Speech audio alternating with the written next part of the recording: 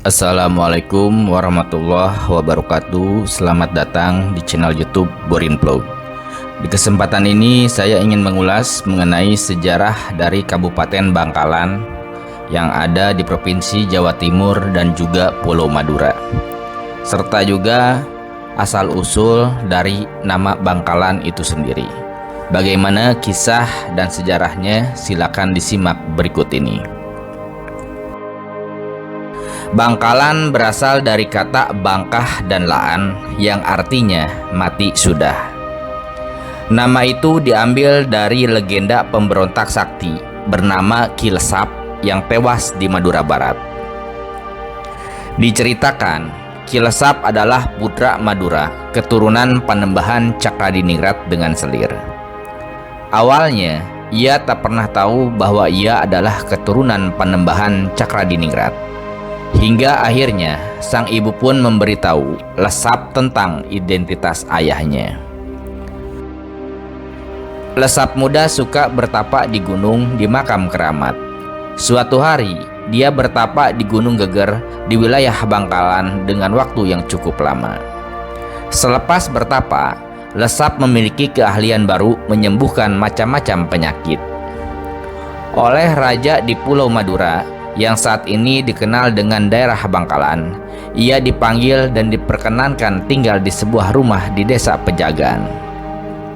Ki Lesap diperkenankan membuka pengobatan untuk mereka yang sakit. Ia juga kerap mendapatkan penghormatan dan penghargaan. Namun, ia tidak puas karena masih selalu diawasi oleh raja. Ki Lesap memiliki ambisi untuk memegang pemerintahan di Pulau Madura. Ia pun pergi meninggalkan kota tersebut menuju ke arah timur. Setiba di Gunung Pajudan di daerah Guluk-Guluk, ia mulai bertapa selama beberapa tahun. Ki Lesap memiliki sebuah golok yang bisa diperintahkan mengamuk sendiri tanpa ada yang memegangnya. Karena kesaktiannya, nama Ki Lesap terkenal di pelosok Madura. Saat merasa yakin, ia pun mulai mengobarkan api pemberontakan. Ia mulai mendapatkan simpati dari rakyat, dan saat turun dari pertapaannya di Gunung Payudan, ia berhasil dengan mudah menaklukkan desa-desa yang ia datangi. Pemberontakan Ki Lesap pun dimulai dari timur. Ia mulai menyerang kerajaan Sumenep dan berhasil mendudukinya.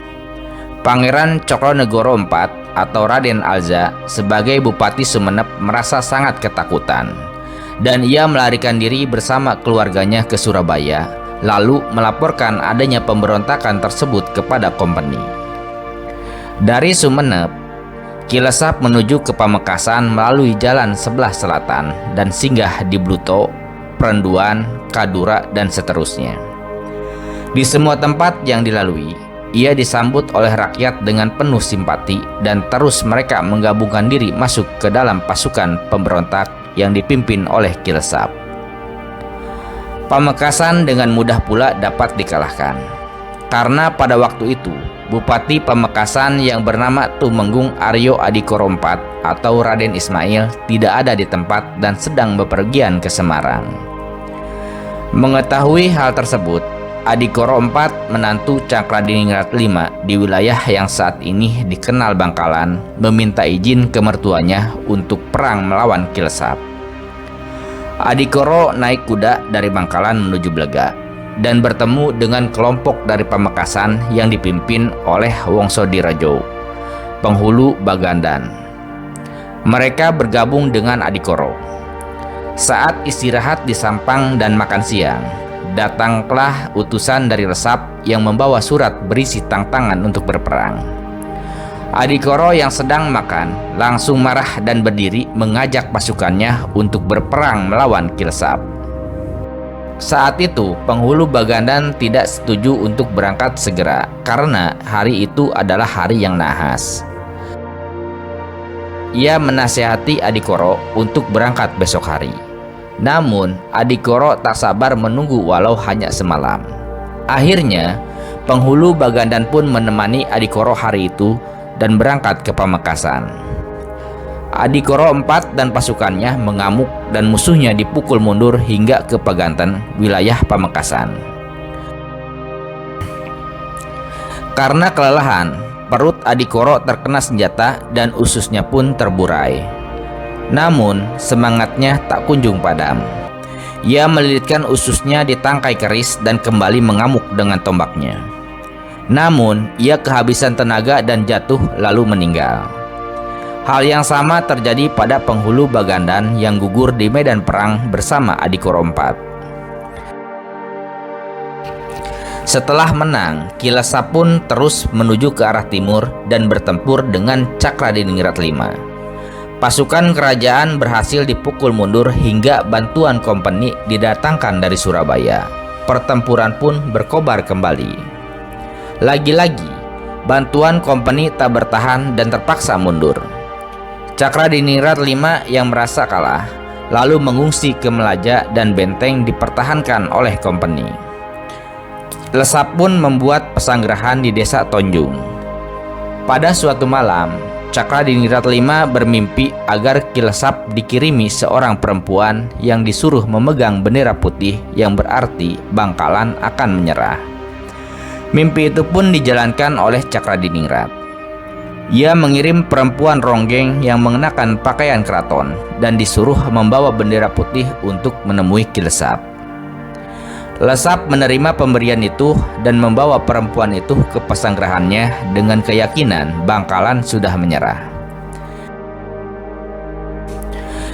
Cakradiningrat menunggu kabar, dan tiba-tiba tombak pusaka Bangkalan yang bernama Sinenggolo gemetar dan mengeluarkan sinar. Ia pun bangkit dan mengambil tombak tersebut, lalu mengajak pasukannya berangkat menumpas Kilesap. Di desa Tojung, Kilesap terkejut saat Cakradiningrat V tiba-tiba menyerangnya.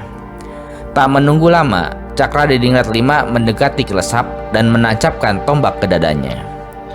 Kilesap langsung roboh dan meninggal. Saat itu, rakyat dan rajanya sama-sama berteriak, "Bangkalaan," yang artinya sudah mati. Karena itu, sebagian meyakini nama Bangkalan berasal dari kalimat yang diucapkan saat kematian Kilesap. Nah, seperti itu asal-usul dari penamaan Bangkalan yang kini menjadi kabupaten di Provinsi Jawa Timur dan juga di Pulau Madura. Terima kasih sudah menyimak di channel YouTube Borin Vlog. Silakan simak kisah sejarah maupun dongeng cerita rakyat dan legenda lainnya yang tersedia di channel ini. Terima kasih. Assalamualaikum warahmatullahi wabarakatuh.